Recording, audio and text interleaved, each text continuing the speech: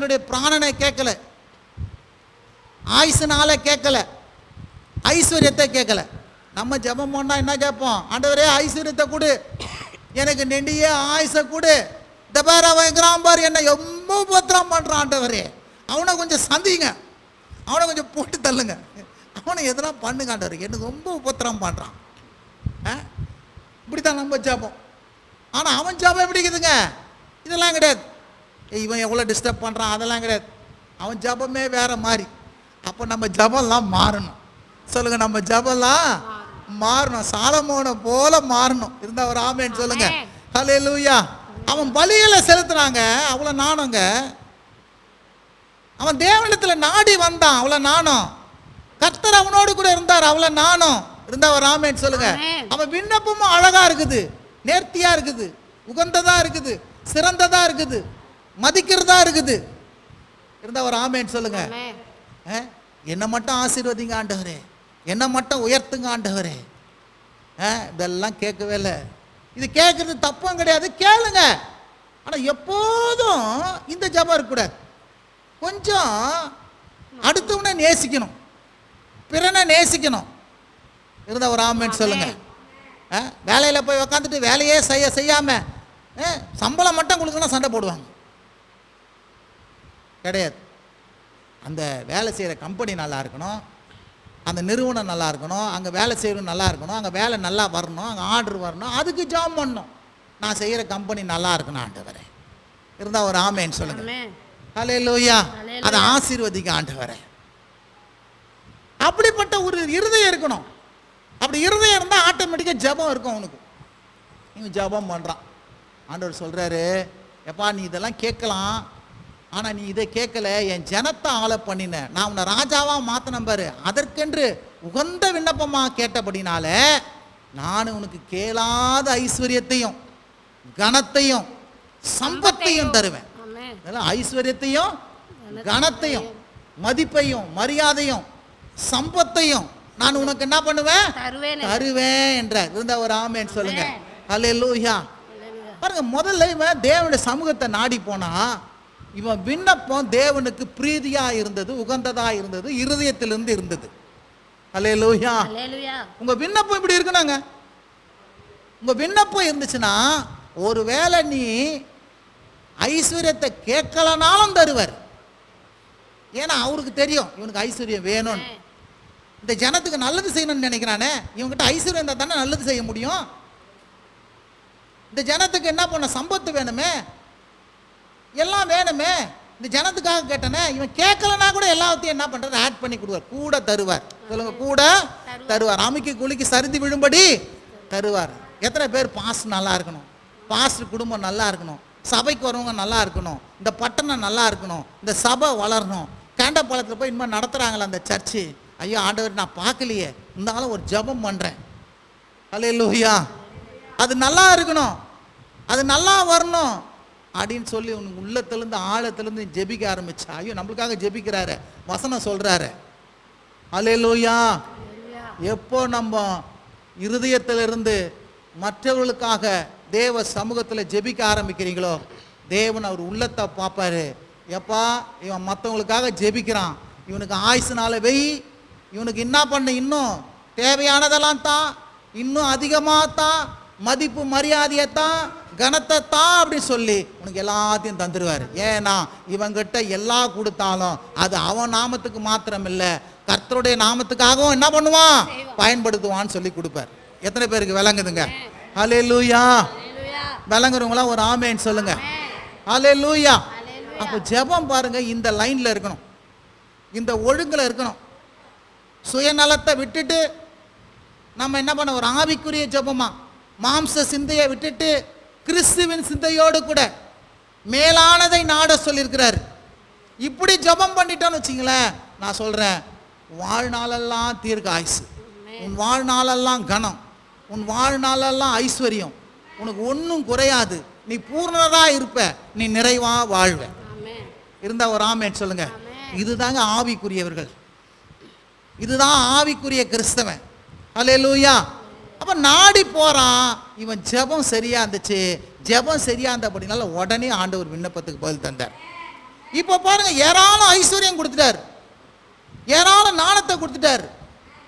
அவன் என்ன பண்றாங்க, எல்லாரும் என்ன பண்ண, சாலமோன் ரதங்களையும் குதிரைகளையும் சம்பாதிச்சான்.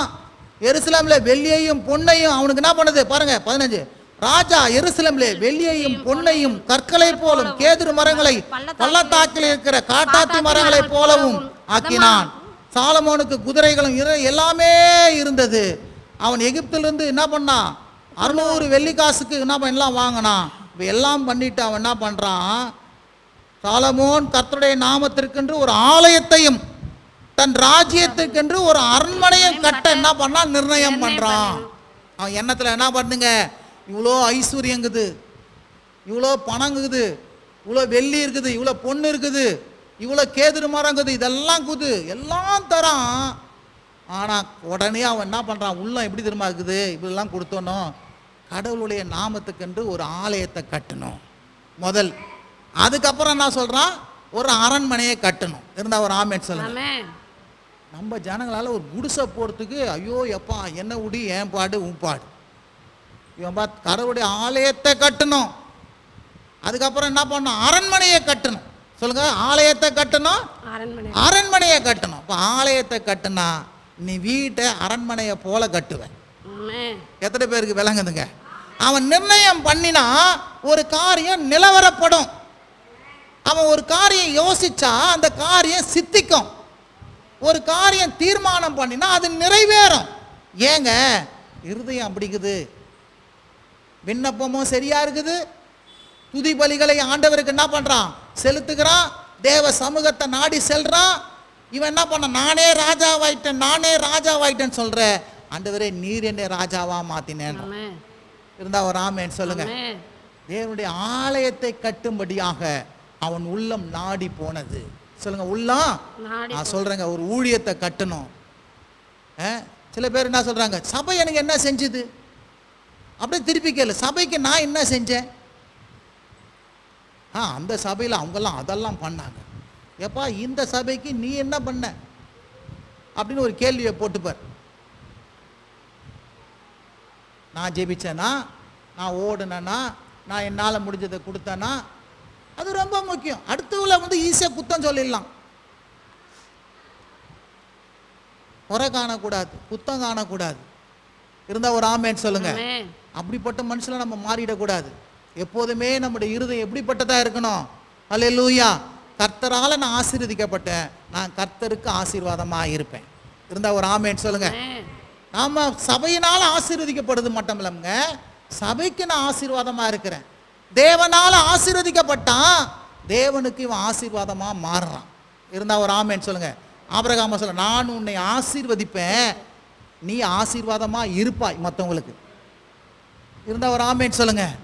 அப்போ கர்த்தர் உங்களை ஆசீர்வதிக்கிற எதற்கு, ஆலயத்துக்கு ஆசீர்வாதமா, குடும்பத்துக்கு ஆசீர்வாதமா, தேசத்துக்கு ஆசீர்வாதமா நீங்க இருக்கணும். நீ உப்பா இருக்கணும், நீ ஒளியா இருக்கணும், நீ மலை மேல இருக்கிற பட்டணமா இருக்கணும். உங்க வீட்டுக்கு மட்டும் என்ன பண்ணக்கூடாது, வெளிச்சம் கொடுக்கக்கூடாது, உலகத்துக்கே வெளிச்சம் கொடுக்கணும். இல்லைங்க, எங்க வீட்டுக்கு மட்டும் நான் என்ன பண்ணுவேன், விளக்கா இருக்கிறேன், வீட்டுக்கு மட்டும் ஜெபம் பண்ணிக்கிறேங்க, வீட்டுக்கு மட்டும் சுவிசேஷம் சொல்கிறேங்க, நல்லதுப்பா. வீட்டுக்கு கொஞ்சம் விளக்கு கொஞ்சம் என்ன பண்ணும், தெருவுலேயும் கொஞ்சம் பிரகாசிக்கிட்டோம். வெளி லைட்டு, சில பேர் வெளி லைட் இருக்கு, வெளி லைட்டு போட மாட்டான், கரண்ட் பில்லு போயிடும். எவனா தடுக்கி கூட தடுக்கி விழுந்தா உழுட்டாங்க, அவன் போட மாட்டாங்க, நான் ஏங்க போடணும். அவன் கஞ்ச பிஸ்னாரி, அவன் வந்து கடவுளை அறியாதவன், போடாத இருக்கிறான். நீ கடவுளை அறிஞ்சுவன், கர்த்தர் ஒன்று ஆசீர்வதிக்க, நீ போடு, அடுத்து தடுக்கி விடாமல் போட்டோம்.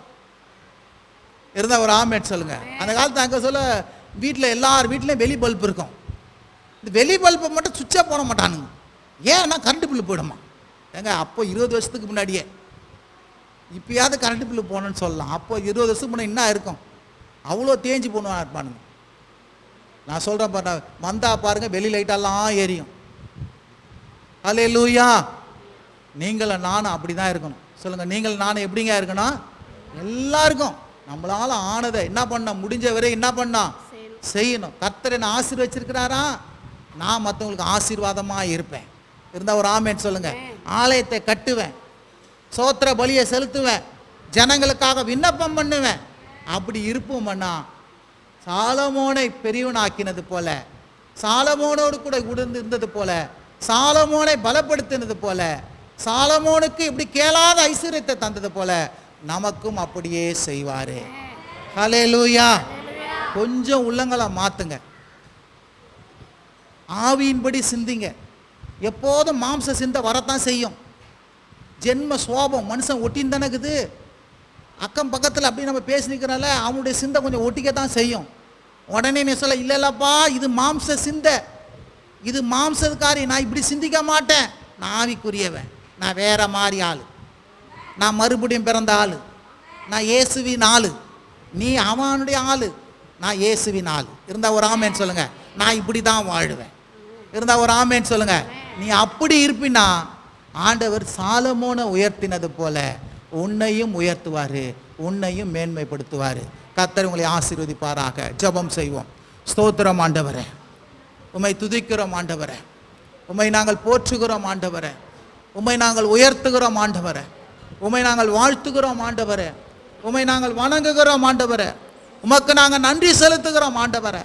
இந்த காலை வேளையிலும் அப்பா சாலமோனை போல ஆண்டவரே தேவ சமூகத்தை பலிபீடத்தை நாடி செல்லத்தக்கதாக, தேவனுடைய சமூகத்தை நாடி செல்லத்தக்கதாக, பலிகளை செலுத்தத்தக்கதாக, ஜெபிக்கத்தக்கதாக, தேவனுடைய ஆலயத்தை கட்ட வேண்டும், தேவனுக்கு என்று ஏதாவது செய்ய வேண்டும் என்று இருதயத்தை தருபடியாய் நாங்கள் ஜெபிக்கிறோம். கர்த்தாவே, நீர் கேளாத ஐஸ்வர்யத்தையும் சம்பத்தையும் தீர்க்காயுசையும் தருகிறவர் என்று சொல்லி இந்த வாளியில் வாசித்தோம் ஆண்டவரே. அதே போல சாலமோனுக்கு செய்தது போல எங்களுக்கு நீங்கள் செய்யுங்க, கூடி வந்திருக்கிற மக்களுக்கு செய்யுங்க ஆண்டவரே. ஒவ்வொரு உள்ளமும் மாம்சத்துக்கு எதிர்வாய் சிந்தியாமல் ஆவிக்குரியவர்களாய் இருக்கத்தக்கதாக ஆண்டவர். மாம்ச சிந்தை மரணம், ஆவியின் சிந்தையோ ஜீவனும் சமாதானம் என்று சொல்லி வாசிக்கிறோமே அப்பா. ஸ்தோத்திரம். உலக சிநேகம் தேவனுக்கு விரோதமான பகை என்று சொல்லி வாசிக்கிறோமே. உலகத்துக்கு பிரியமாக இருக்காமல் ஆண்டவரே தேவனை சிநேகிக்கிறவர்களாக இருக்க நீர் உதவி செய்யுங்க ஆண்டவர். வந்த ஒவ்வொருவரையும் ஆசீர்வதியும், வந்த ஒவ்வொருவரையும் வழிநடத்தும், உமது கிருபைக்குள்ளாய் மூடிக்கொள்ளும், தயவுக்குள்ளாய் மூடிக்கொள்ளும்.